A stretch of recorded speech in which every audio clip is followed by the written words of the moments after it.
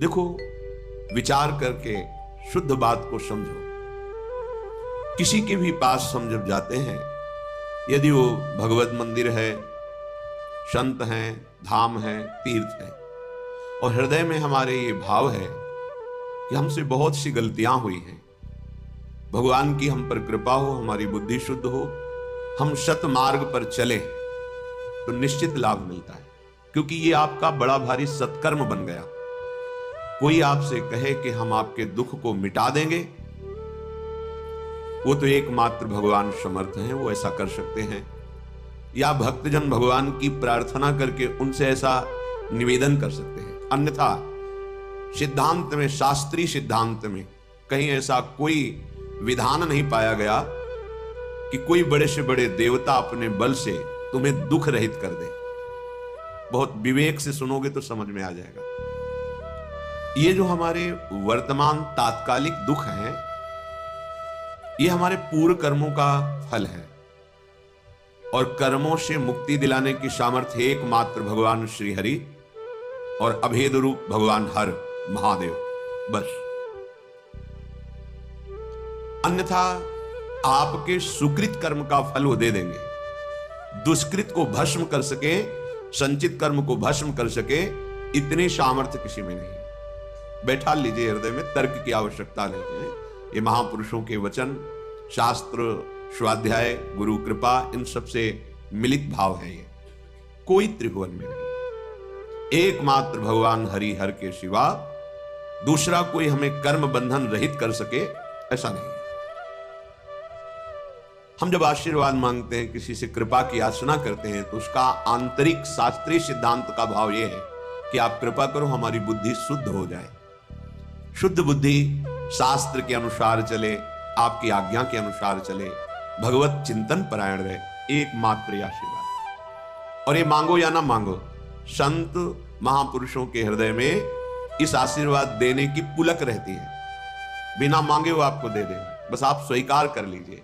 और जो कहीं ये भ्रम हो कि नाना प्रकार के दुख सुख, नाना प्रकार के मान अपमान, लाभ हानि, ये और कोई मिटा देगा, तो भ्रम में मत पड़ना। आपका ज्ञान ही आपको इन द्वंद्वों से मुक्त करेगा, दूसरा नहीं। अगर ऐसा होता तो ऐसे सिद्ध महापुरुष हुए हैं ज्ञान में जो साक्षात चलते फिरते ब्रह्म रूप, और भक्ति में जिनके अधीन भगवान है। पर ऐसा देखा गया कि जो उन पर श्रद्धा करके, उनकी आज्ञा का पालन करके साधना की, वही द्वंद्वों से मुक्त हो गए। अन्यथा समीप रहते हुए भी वो स्वाद नहीं ले पाए परमार्थ का, रसास्वादन नहीं कर पाए। तभी तो ऐसे महापुरुषों के साथ अभद्र व्यवहार साथ रहने वालों ने किया। उन महापुरुष के आंतरिक रस को, बल को वही पा सकता है जो उनकी आज्ञा के अनुसार उपासना करे। ये सिद्धांत है। तो ये भावना लेकर के हम विषयाचरण करें, अधर्माचरण करें, और कहीं जाएं और कोई हमें सुख प्रदान करे, तो इस भ्रम को आप मिटा देना। दुख सुख से निवृत्ति आपके ही ज्ञान से होगी। आप अपने ज्ञान के द्वारा अपना उद्धार कर लीजिए। आप अपने ज्ञान को जागृत करते हैं शास्त्र स्वाध्याय से, संत समागम से। अगर आप अपने ज्ञान को ढके रखेंगे और अज्ञान की वृत्तियां बढ़ाएंगे, तो देखो सर्व ज्ञान समुद्र भगवान हृदय में बैठे हैं, फिर भी आप शोकित हैं, दुखी हैं, परेशान हैं। बात को समझिए, कहीं कोई दूसरा उपाय नहीं है। भगवान स्वयं बोले गीता जी में, देवी हृषा गुणमयी मम माया दुरत्यया मामेव ए प्रपद्यन्ते माया मेताम तरन्ति। ये बात तुम्हारी समझ में नहीं आ रही कि एकमात्र कह रहे हैं मामेव ए प्रपद्यन्ते। संत महापुरुषों की कृपा होती है कि हमारी बुद्धि को अपने कृपा बल से भगवान श्री हरि के चरणों में लगा देते, बस एकमात्र। और तो सब व्यवहार है, प्रपंच है, द्वंद्व है माया का। संत समागम का सीधा फल है सत्संगति संस्कृति कर अंता। आवागमन, जन्म मृत्यु, दुख सुख, लाभ हानि, ये जो संस्कृति चक्र है, इससे हम मुक्त हो जाएं, तो संत कृपा हमारी बुद्धि को प्रभु चरणारविंद में लगा देती है। ये बात होती है। हम सोचे कि कोई विषय सुख, इसीलिए जो मानाभिमानी जन होते हैं, विषय सुख आकांक्षी होते हैं, 4 दिन उनकी श्रद्धा दिखाई देती है, इसके बाद गायब हो जाती है। क्योंकि असत पदार्थों की लाभा आकांक्षा रख करके आप सत मार्ग में कैसे आगे बढ़ सकते हैं? इसके लिए तो दोनों भावों का त्याग करना पड़ेगा। सुख भाव का और दुख भाव का, तभी आप सच्चिदानंद परम प्रेम रस महासुख की प्राप्ति कर पाएंगे। श्रीपाद कह रहे हैं मानापमान कोटि भीर क्षुभितात्मा समस्त निरपेक्षा वृंदावन भुवि राधा नागर माराधये कदा मुदित। हे भाई, परमानंद का मार्ग दुख सुख दोनों से परे है। ये जो सांसारिक सुख है, सांसारिक दुख है, इन दोनों से अलग है। ये करोड़ों प्रकार से तुम्हारा कोई मान करे या अपमान करे, कह रहे क्षुभितात्मा समस्त निरपेक्षा, तुम्हें अपने हृदय में क्षोभ नहीं होने देना है। क्यों नहीं होने देना? जैसे आप किसी नाटक में देखते हैं कि सामने वाले को मार डाला गया, आपको शोक नहीं होता, क्योंकि आपको पता है वो मारा नहीं गया, वो केवल नाटक है। ऐसे ही यहां जो जिसे जीव कहते हैं, वो भगवान सच्चिदानंद का अंश है। उसे कोई ब्रह्मास्त्र दिव्यास्त्र भी छेद नहीं सकता, मार नहीं सकता। ये मरने का नाटक है, शरीर छोड़ना, जिसे लौकिक भाषा में कहते हो मर गया। कुछ नहीं मरा। पंचभूत पंचभूतों में, भगवान का अंश कर्मानुसार आगे दूसरी शरीर में, जैसे ट्रांसफर होता है सरकारी आदमी का, एक ऑफिस से दूसरी ऑफिस जाता रहता है, वहां उसको सुविधा मिलती है, गाड़ी बंगला आदि आदि, बस बदलता रहता है। अगर कृपा करें और ये बदलाव और आगे बढ़ाना बंद करके अपने चरणों के पास रख लें, तो हम परम सुखी हो जाएं। इसके लिए हमें द्वंद्वों का महत्व मिटाना होगा। अगर मान का आप सुख लेंगे तो अपमान बहुत दुख देगा, राग का सुख लेंगे तो द्वेष बहुत दुख देगा। ये दुख सुख कब तक भोगते रहेंगे? ये अज्ञान के कारण ऐसा अनुभव नहीं। हमारा स्वरूप सहज सुख राशि है। सहज शब्द का अर्थ होता है बिना किसी साधना के, बिना किसी चेष्टा के, बिना किसी कर्म के स्वाभाविक परमानंद। ये हमारा स्वरूप है। जो हमको किसी क्रिया से सुख प्राप्त होता है वो सात्विक सुख होता है, भगवदानंद नहीं। भगवदानंद स्वाभाविक है, सहज है। इसीलिए हमारी लाडली जू का एक नाम है सहजानंद वर्षिणी, सहज में आनंद की वर्षा करने वाली। अब ये सहज शब्द से हमारा परिचय नहीं तो लगता है बिना क्रियाओं से क्या हो जाएगा। जैसे कोई कहता है कि क्रियाओं से क्या हो जाएगा, हमने विचार करके देखा है, सत क्रियाओं से बुद्धि पवित्र होती है, असत क्रियाओं से बुद्धि गंदी होती है। गंदी बुद्धि का गंदा निश्चय होता है, पवित्र बुद्धि का दिव्य निश्चय होता है। बस इतना हुआ क्रियाओं से। और बुद्धि का जब परमात्मा स्वरूप में निश्चय होता है तो बुद्धि बुद्धि नहीं रह जाती, वो कृष्णाकार हो जाती, भगवदाकार हो जाती है।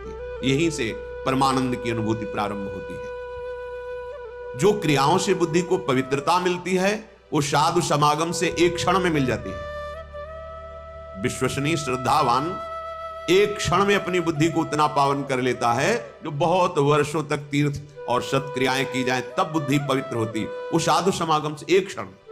इसीलिए व्रतानि यज्ञ छंदान से तीर्था नियमा यमा यथा वरुंधेत सत्संगा सर्वसंगोपहो हिमाम। सत्संग के बराबर किसी को नहीं रखा गया। व्रत नियम तीर्थयाटन वेदों का स्वाध्याय दान पुण्य ये सब एक तरफ और साधु समागम एक तरफ। एक क्षण में बुद्धि को इतना पावन कर दे कि वो प्रभु प्यारे लगने लगे, अपने दोष अपने को चुभने लगे, असहनीय हो जाए। ये साधु समागम का ये आशीर्वाद है, ये कृपा है, ये फल है। मांगने की जरूरत नहीं है।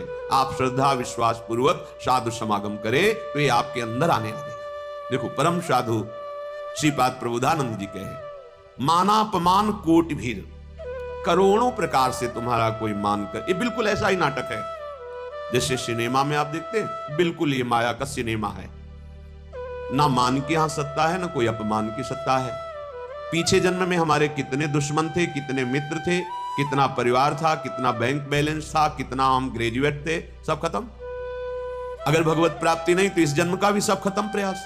तो ऐसा खेल खेल रहे हैं कि वो सब खत्म हो जाता है, फिर नया। तो ऐसा खेल खेलो जो खत्म ना हो। वो क्या है? भगवत स्मरण, भगवत आश्रय, प्रभु की आराधना। मानापमान कोटि भी रक्षु। ये जो हमारे अंदर क्षोभ पैदा होता है किसी भी विषय से, ये अज्ञान से होता है, ये किसी के आशीर्वाद से नहीं मिटेगा। बड़ा आश्चर्य लगता है कि समझते नहीं। आप आशीर्वाद दे दो, हमारा मन शांत हो जाए। कोई आशीर्वाद नहीं है, भ्रम में मत फंसना। बात समझना पड़ेगा आपको, विवेक के द्वारा आपको अपनी बात काटनी पड़ेगी, तब आपको शांति मिलेगी। तात्कालिक शांति, जैसे कोई बहुत थका हुआ पथिक आया, वातानुकूलित कक्ष में बैठ गया तो उसको तात्कालिक शांति मिलती, लेकिन स्थायी नहीं। ऐसे ही आप संसार से भटकते हुए, जले हुए, अशांत आए, संत महात्माओं के दर्शन की सभा में बैठे, आपको एक शांति मिली। स्थायी नहीं है ये। स्थायी तब होगी जब उनकी बात मानकर आप अपनी बुद्धि को उस मार्ग में चलाएंगे। ये प्रभाव तात्कालिक है। आपको ये जो आनंद की अनुभूति, एक शांति, एक विशेषता, ये प्रभाव है यहां। लेकिन ये प्रभाव स्थायी बना रहे असंभव, क्योंकि त्रिगुणों का चक्र चलता रहता है, सतोगुण, रजोगुण, तमोगुण, ये हृदय में चलता रहता है। जब तक आप उपासना के द्वारा त्रिगुणातीत नहीं हो जाते, तब तक ये प्रभाव स्थायी मत मानना।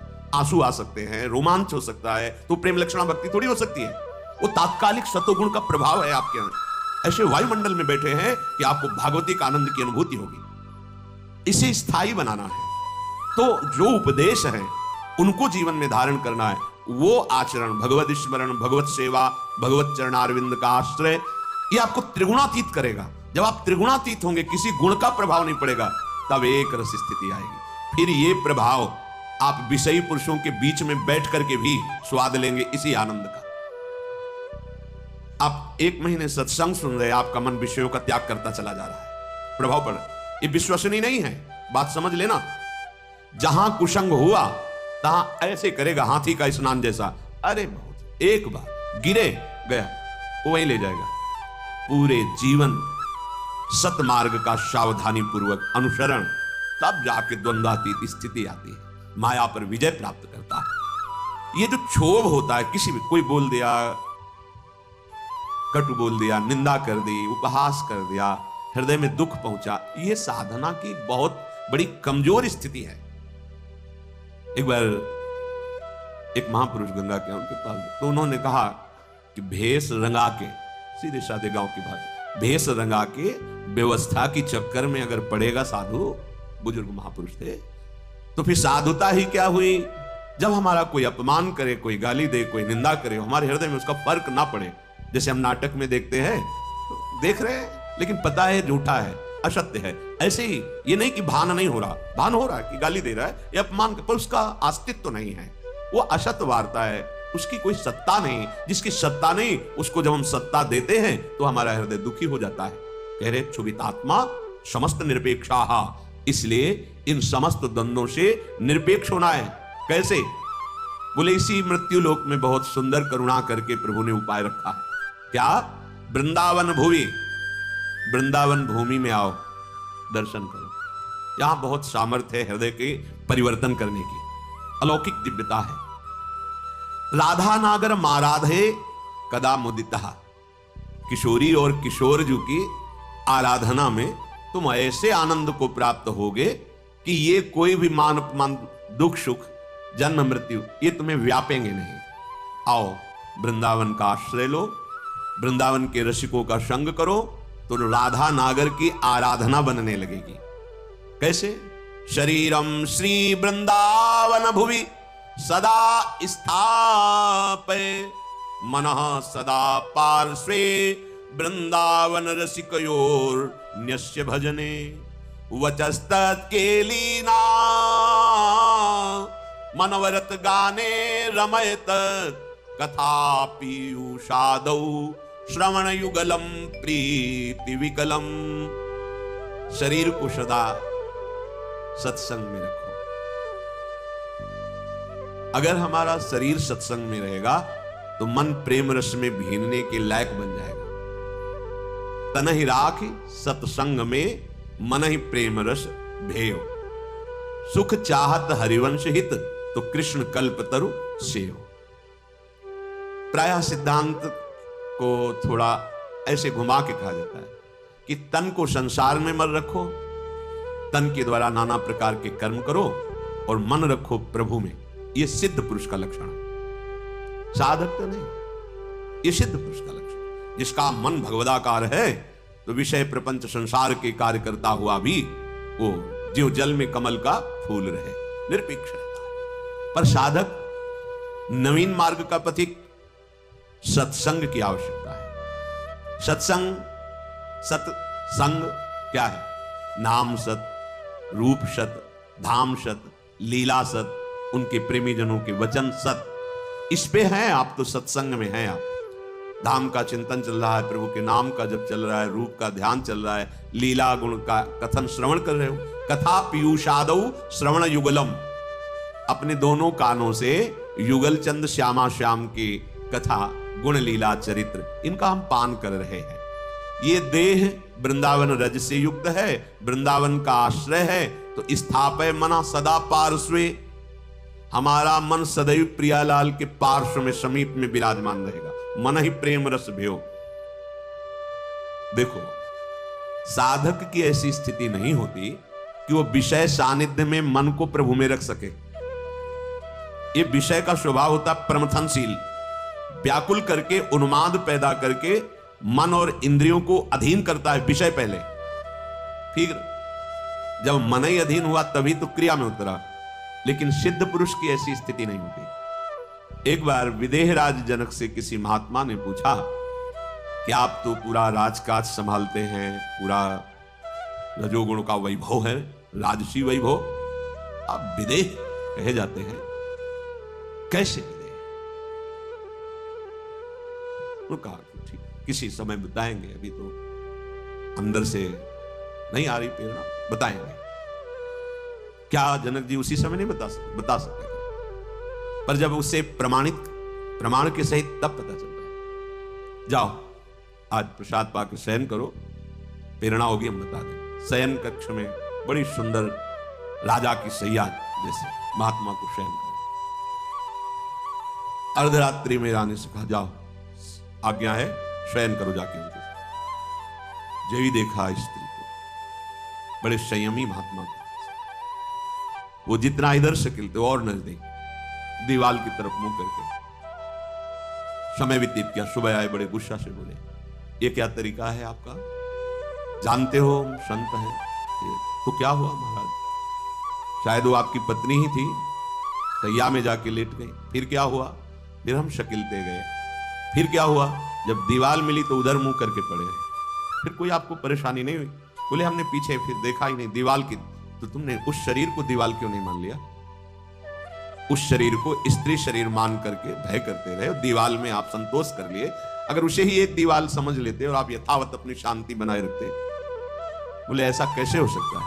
बोले ऐसा हो सकता है जब एकाकार ब्रह्म स्थिति होती है। एक दिन वो आए तो देखा संतों के लिए वहां कोई रोक टोक नहीं थी। जनक जी अपने निज महल में शयन कर रहे थे, उन्मनी अवस्था थी।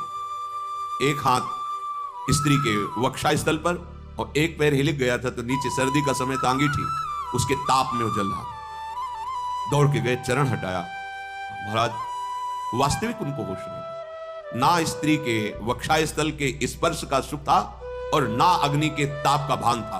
ब्रह्माकार वृत्ति, ये सिद्ध पुरुषों का सहज स्वाभाविक स्थिति होती, मन का प्रभाव होता है कि वो अपने आराध्य में अब वो विषयान ग्रहणंतु मुंचन्तु वा, वो तुम्हें दिखाई दे रहे हैं विषय सेवन करते हुए या प्रपंची लोगों के बीच में, उनकी एक रस स्थिति रहती है। पर साधक को, उपासक को मन को प्रभु में स्थापित करना है, क्योंकि वो विषयों में, तो इससे सावधान होकर सत्संग करना है। केवल वार्ता ही सत्संग नहीं कहलाती, इसका मनन करके आचरण में उतारना। सत हरि नाम है, सत हरि धाम है, सत हरि रूप है, सत हरि लीला है, सत हरि भजन करने वाले भगवत प्रेमी महात्मा जन हैं, इनका चिंतन सतत रहना, ये सत्संग है। तो सतत तभी रह सकता है जब तन ही राखे सत्संग में, तन को अधिक से अधिक सत्संग में रखा जाए। ऐसे मित्र हो, ऐसे कुसंगी भोग हो, ऐसे कुसंगी दृश्य हो, कुसंगी वार्ता हो, फिर आप सोचो हम मन प्रभु में लगा ले, तो समझ में ही नहीं आएगी ये बात। इसीलिए कह रहे शरीरम श्री वृंदावन भुवि सदा स्थापे, तो मनः सदा पार्श्वे वृंदावन रसिकयोर न्यस्य भजने। जो रसिक महापुरुष युगल सरकार के भजन रस में डूबे हुए हैं, मन उस रस में पहुंचने लगेगा। जब आप रसिकों का संग करोगे, वृंदावन की रज लगाओगे, वचस तत्केली नाम नवरत गाने रमय तत्, वाणी का नियम बना लो कि हम अपनी जबान से किसी की निंदा नहीं करेंगे, प्रपंच की वार्ता नहीं करेंगे, आवश्यक बात बोल करके फिर नाम जप करेंगे या वाणी। अगर बात आपको समझ में आ जाए तो ये जो श्रीमद् चतुराशी जी है, इसके जो पद है, पहली बात तो तुम्हारा कोई भाव न बने, कोई श्रद्धा न बने, और अगर एक बार 84 जी का पाठ 24 घंटे में कर लेते हैं, 45 मिनट लगेंगे रफ्तार से गाएंगे, थोड़ा आराम से गाएं 1 घंटा, और अपने लोग जैसे मस्ती से गाते हुए परिक्रमा लगाते तो 1.25 घंटे में पूरा से आराम। एक 84 जी का पाठ करने वाला कभी 84 लाख योनियों में नहीं जा सकता। ये उन महापुरुषों के वचन हैं जिनके अधीन प्रियालाल है। छुट्टी 84 भ्रमंते निर्खय जुगल किशोर। कम से कम 84 लाख योनियों के दुख से तो आप मुक्त होना चाहते, नहीं प्रिया प्रीतम को देखना चाहते, नहीं सेवा चाहते, तो दुख से तो निकलना चाहते। वाणी जी अमोघ है, गुरु कृपा से ही बात समझ में आती है। अगर चतुराशी जी के किसी भी पद को आप कंठस्थ कर ले, कोई एक पद, और उसी को 100 बार 200 बार अंदर अंदर गुनगुनाइए, फिर आप देखिए कैसे आपका हृदय निर्मल होता है, कितनी जल्दी आपके अंदर भागवतिक सद्गुण आते हैं। आप कीजिए, घंटों चलते हुए प्रपंच की वार्ता कर लेंगे, पद नहीं गुनगुनाएंगे। व्यर्थ में बैठे मन कल्पना में घूम रहा है, उसको डांट करके नाम में नहीं लगाएंगे।